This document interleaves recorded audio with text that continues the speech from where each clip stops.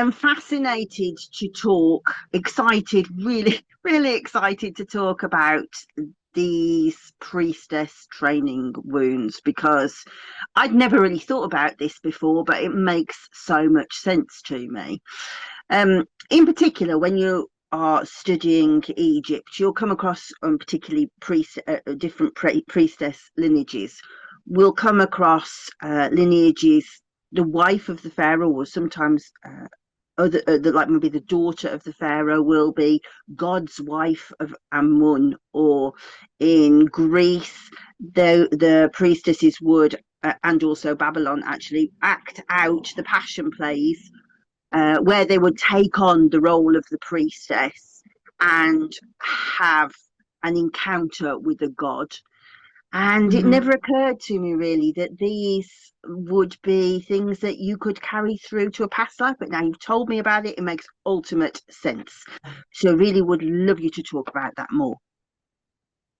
Yeah, I guess for me, the way that I work is that anything that's popular, I look at it in the opposite way and think, well, what's the reverse or the mirror of this, and why has this certain theme, so say about being a priestess or being a goddess, it's become so popular, and how yeah, how can I work with that, because I don't really like following these kind of trends and things.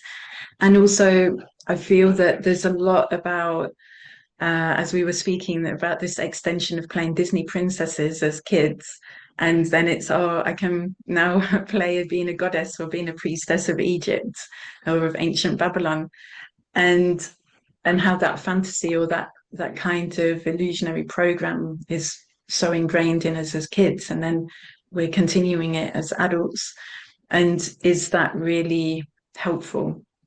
And so a lot of these, the priestess and priest lines, it involved sex magic, blood magic, black and white magic, if we want to think of it in that way, and making oaths and vows, allegiances to the temple or to a particular guru or to a god or goddess. And when we speak these, of course, the energy is held throughout time and space. But when our bodily fluids are involved, it's even stronger, and it really holds the soul contracts in the bloodlines.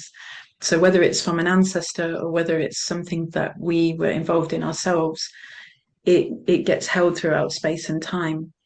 And I think of it more like quantum lifetimes rather than a linear path, and how we can slide into these lifetimes and be living them all at the same time, even though we think that we're here now, but we can still be living out these these soul contracts.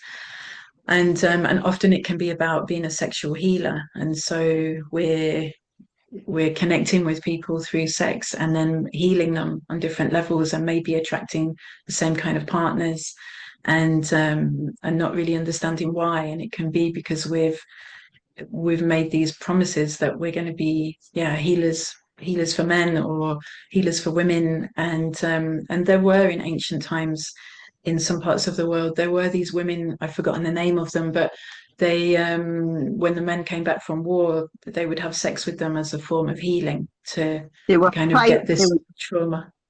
Sorry. Gerodulai or Hierodula, depending on what. Okay. Yeah, thank you. Um, so all of this really interests me, is like, well, do I want to be in this groove without really knowing why I'm following something? Or do I want to have a choice that I can step out of that and maybe still follow or learn about these teachings, but I'm not doing it because something's been imposed on me or because of something from another point in time. I'm doing it because I'm here now and I'm really present and I'm embodied with myself and I'm choosing to do this. And and this can take the form of many different ways. Like, as I say, with the marriage contracts with gods and goddesses, this can be very, very strong. And yeah, and the sex magic as well.